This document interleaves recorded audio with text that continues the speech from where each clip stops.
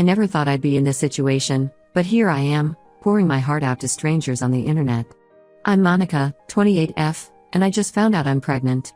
The father is my boyfriend, Sebastian, 30M, whom I've been dating for 2 years. We met at a mutual friend's birthday party, and things just clicked.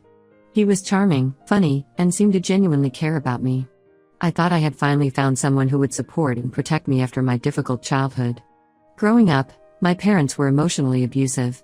My father, a high-strung accountant, constantly criticized my every move. He'd nitpick my grades, my appearance, even the way I laughed. My mother, a former beauty queen turned housewife, was no better. She'd compare me unfavorably to my cousins or the daughters of her friends, always finding me lacking. They controlled every aspect of my life: what I wore, who I talked to, what activities I could participate in. I wasn't allowed to have a cell phone until I was 17, and even then, they monitored all my calls and texts. I remember one particular incident when I was 16. I had been invited to my first high school party. I was so excited, but when I asked my parents for permission, they exploded. My father called me irresponsible and naive, saying I'd probably end up pregnant or addicted to drugs if I went. My mother chimed in, telling me that girls like me shouldn't go to parties if we wanted to keep a good reputation. I cried myself to sleep that night, feeling like a prisoner in my own home. The day I turned 18, I left. I had been secretly saving money from babysitting jobs and tutoring younger students. I packed a backpack with some clothes and my most treasured possessions, a journal my grandmother had given me before she passed away, and a small stuffed elephant I had since childhood. I left a note telling my parents not to look for me and walked out the door with nothing but dreams of a better life. Those first few years were incredibly tough. I couch surfed with friends from high school for a while, picking up whatever odd jobs I could find. I worked as a barista, a dog walker, a nighttime office cleaner, anything to make ends meet. Eventually, I managed to save enough to rent a tiny studio apartment. It was in a sketchy part of town, and I could hear my neighbors arguing through the thin walls every night, but it was mine. During this time, I also put myself through community college. I'd always loved art, so I decided to study graphic design. I'd attend classes during the day and work nights and weekends. There were many times when I thought about giving up, when the stress of juggling work and school became overwhelming. But the thought of having to go back to my parents kept me going. After graduation, I landed an entry-level position at a small marketing firm. It wasn't glamorous work, mostly designing flyers for local businesses and the occasional logo, but it was a start.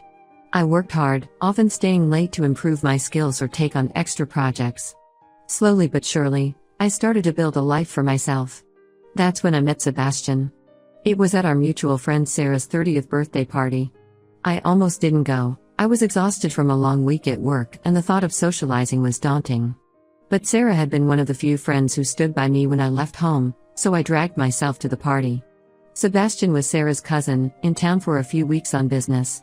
He walked into the party fashionably late, all easy smiles and effortless charm. We ended up talking for hours that night. He listened intently as I shared some of my story, and he seemed genuinely impressed by how I built my life from scratch. When he asked for my number at the end of the night, I felt a flutter of excitement I hadn't experienced in years. Our relationship progressed quickly after that. Sebastian extended his stay in town, and we spent nearly every free moment together. He was attentive and caring, always asking about my day and remembering little details about things I liked. When he had to return to his home city, we decided to try long distance. We'd talk every night, and he'd fly in to see me every other weekend. 6 months into our relationship, Sebastian got a job offer in my city. He said he'd been looking for an opportunity to move closer to me. I was over the moon. Here was a man who was willing to uproot his life just to be with me. We moved in together shortly after he relocated. Living with Sebastian was like a dream come true. He was neat and considerate, always helping with household chores without being asked. He encouraged me to pursue my passion projects in graphic design, even setting up a small studio space for me in our apartment. For the first time in my life, I felt truly safe and loved. That's why today's events have left me reeling. I took a pregnancy test this morning after feeling nauseous for a week. When it came back positive, I was shocked but excited. Sebastian and I had talked about having kids someday, though we hadn't planned on it happening so soon. I couldn't wait to tell him. Sebastian came home from work, and I blurted out the news. At first, he seemed happy, hugging me tightly. But then he said, "We need to tell my mom right away." I froze. Sebastian's mother, Amanda, 55F, has always made me uncomfortable.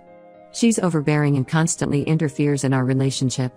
From the moment Sebastian introduced us, Amanda has treated me with thinly veiled disdain. She'd make backhanded compliments about my appearance or my job, always with a sweet smile that never reached her eyes. Once, she accidentally spilled red wine on the white blouse Sebastian had bought me for my birthday. Another time, she rearranged our entire apartment while we were out, claiming she was just trying to help make it more presentable. I've tried to set boundaries with Amanda, but Sebastian always brushes off my concerns, saying she's just being caring. He doesn't see how her behavior affects me, how it reminds me of the controlling environment I grew up in. I asked Sebastian if we could wait a bit before telling anyone about the pregnancy, but he insisted his mother had to know immediately. Before I could protest further, Sebastian was on the phone with Amanda. 30 minutes later, she barged into our apartment without warning. I was still in my pajamas, feeling overwhelmed and unprepared. Amanda barely acknowledged me, instead turning to Sebastian and demanding, "Is it true? Is she really pregnant?" Sebastian nodded, and Amanda's face twisted into a mixture of emotions I couldn't decipher. She turned to me and said, "Well, I hope you're prepared for a paternity test. We can't be too careful these days." I felt like I had been slapped. I looked at Sebastian, expecting him to defend me, to tell his mother how inappropriate her comment was. But he just stood there, staring at the floor. I couldn't believe it. I've never been unfaithful, and Sebastian knows this. Why wasn't he saying anything? Amanda continued, her voice tripping with fake sweetness, "Don't worry, dear. I have connections at the best clinics. We'll get this sorted out quickly. Sebastian, you'll need to take time off work to accompany her to all the appointments. We can't have any mistakes." I felt like I was drowning. This woman was taking control of my pregnancy, my body, my life. And Sebastian was letting her. I managed to stammer out that I needed some time to process everything. Amanda scoffed, "There's nothing to process. We're doing this my way."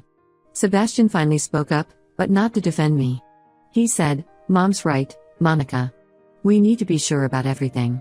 It's for the best." I couldn't take it anymore. I locked myself in the bathroom and cried for hours.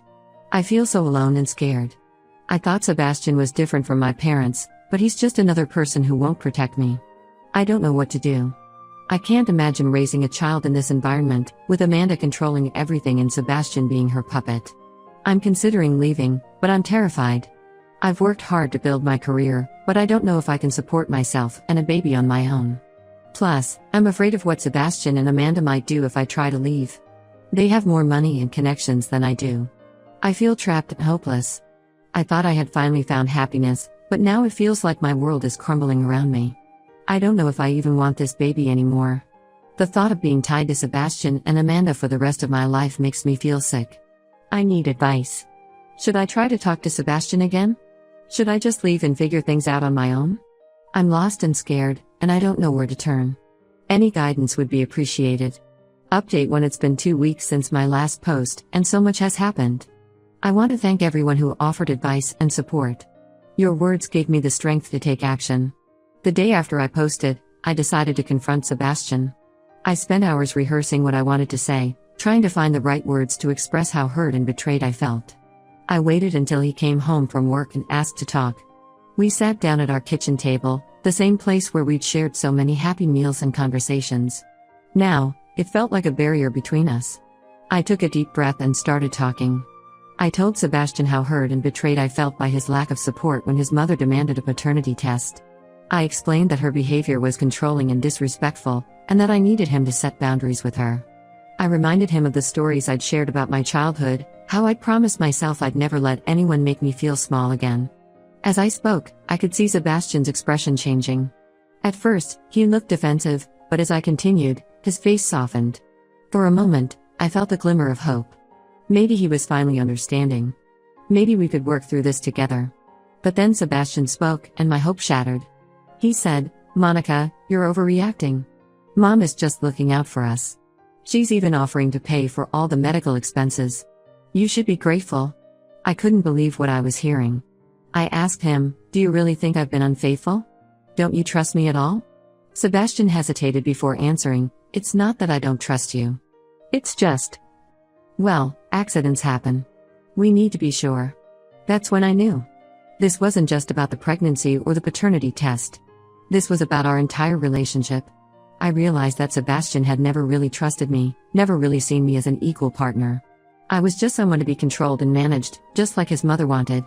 As this realization washed over me, I felt a strange sense of calm. It was like all the anxiety and uncertainty of the past few days suddenly crystallized into a clear path forward.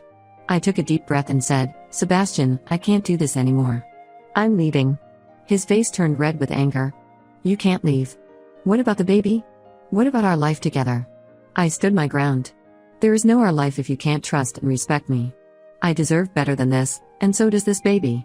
I had already packed a bag while he was at work, anticipating that this conversation might not go well. I grabbed it from where I'd hidden it in the closet and headed for the door. Sebastian tried to block my way, saying, "You can't just leave. Where will you go? You need me." But I was done being controlled. I pushed past him and walked out of the apartment. As I closed the door behind me, I heard Sebastian calling my name, but I didn't look back. I had taken the advice of many commenters and reached out to a local women's shelter. They had a spot for me and were expecting me. As I got into a taxi and gave the driver the address, I felt a mixture of fear and relief wash over me. The next few days were a blur. The shelter provided me with resources and support I never knew existed. They helped me file a restraining order against Sebastian and Amanda, who had been bombarding me with calls and texts. Some of the messages from Amanda were particularly nasty, calling me all sorts of horrible names and threatening to ruin my life if I didn't come back. Reading those messages brought back painful memories of my mother's emotional abuse. But this time, instead of feeling small and powerless, I felt angry. Angry at Amanda for trying to control me, angry at Sebastian for not standing up for me, and angry at myself for letting it get this far. But that anger fueled my determination to build a better life for myself and my baby. The shelter also connected me with a counselor who specialized in helping women leave abusive relationships. In our first session, I broke down crying as I recounted my childhood and how I thought I'd escaped that kind of control when I met Sebastian. The counselor listened patiently, offering tissues and gentle encouragement. She helped me see that my instincts were right, that I wasn't overreacting, and that I had the strength to get through this. One of the hardest parts was dealing with work. I knew I couldn't just disappear without explanation, but I was terrified of Sebastian or Amanda showing up at my office. With the help of the shelter staff, I crafted an email to my boss explaining that I was dealing with a personal emergency and needed to work remotely for a while. To my surprise, she was incredibly understanding. She assured me that my job was secure and that I could take the time I needed to sort things out. The support from my boss was a huge relief. It meant I could start looking for a new place to live without worrying about losing my job. The shelter helped me create a budget and start saving for a security deposit on an apartment. It wasn't going to be easy, but for the first time, I felt like I had a plan. In the midst of all this, I also made an appointment with an OB/GYN recommended by the shelter. The doctor confirmed that I was indeed pregnant, about 8 weeks along. She provided me with information about all my options, including abortion, adoption, and keeping the baby. As she talked, I found myself instinctively placing a hand on my stomach. Despite everything that had happened, I realized I already felt a connection to this tiny life growing inside me. The doctor must have noticed my gesture because she paused and said gently, "Remember, there's no rush to make a decision. Take the time you need to figure out what's best for you." Her words were comforting. For the first time since finding out about the pregnancy, I felt like I had control over the situation. I didn't have to let Sebastian or Amanda dictate what happened to my body or my baby. As I left the doctor's office, I felt a mix of emotions, fear, uncertainty, but also a glimmer of hope. I knew the road ahead wouldn't be easy, but I was determined to create a life for myself, and possibly this baby, that was free from control and manipulation. I'm still scared about the future, but for the first time in weeks, I feel like I can breathe. I'm taking things one day at a time, focusing on my health and well-being. I'm rediscovering the strength that helped me leave my parents' house all those years ago. I know it won't be easy, but I'm ready to face whatever comes next. Thank you all again for your support. It truly made a difference in giving me the courage to leave. I'll update again when I have more news. Update 2: It's been a month since my last update, and I wanted to share what's been happening. First of all, thank you again to everyone who has offered support and advice. It means more than you know. I've been staying at a small apartment that the women's shelter helped me find. It's not much, just a studio with a kitchenette and a tiny bathroom, but it's safe and it's mine. The walls are a bit thin, and I can hear my neighbor's TV most evenings, but after everything I've been through, it feels like a sanctuary. I've started to make it feel like home, hanging up some of my own artwork and adding a few plants. There's something empowering about creating a space that's entirely my own. I've been working remotely, which has been a blessing as I deal with morning sickness and the stress of everything that's happened. My boss has been incredibly understanding, even offering me some additional freelance work to help boost my income. I'm grateful for her support, but I can't help worrying about what will happen when I eventually need to take maternity leave. Sebastian hasn't given up trying to contact me. He's left voicemails alternating between apologies and accusations. One day he's begging me to come back, saying he'll set boundaries with his mother. The next, he's threatening to take me to court for full custody of the baby. It's emotionally exhausting, but I've been saving all these messages as evidence, just in case. The shelter put me in touch with a lawyer who specializes in domestic cases, and she's been advising me on how to handle the situation. Amanda, on the other hand, has escalated her harassment. She somehow found out where I work and contacted my boss, trying to get me fired. She claimed I was unstable and unfit for my job. I was terrified when my boss called me into a video meeting, thinking this was it, I was going to lose everything. But to my relief, my boss didn't buy Amanda's lies. She assured me that my job was secure and that she'd be documenting all of Amanda's attempts to interfere with my employment. Her support brought me to tears, happy ones, for a change. The biggest development is that I've decided to keep the baby. It wasn't an easy decision, but after a lot of thought and conversations with a counselor at the women's shelter, I realized that I want this child. I know it will be hard as a single mother, but I'm determined to provide a loving, stable home, something I never had growing up. I had my first ultrasound last week. As I lay on the examination table, I felt a mixture of excitement and fear. When the technician turned the screen towards me, I saw that tiny heartbeat flickering. Everything suddenly felt real in a way it hadn't before.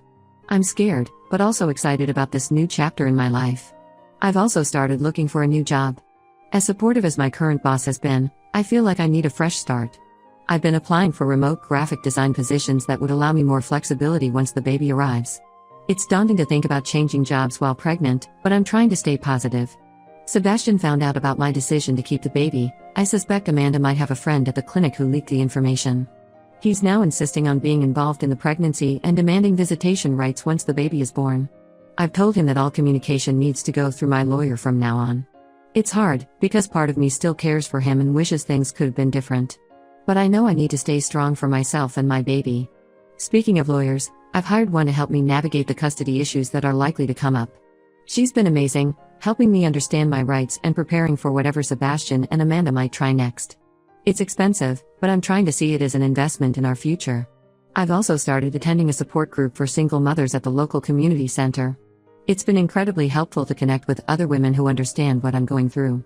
We share advice, encouragement, and sometimes just a shoulder to cry on. Last week, one of the women brought in some baby clothes her child had outgrown and offered them to me. The kindness of these strangers turned friends has been overwhelming.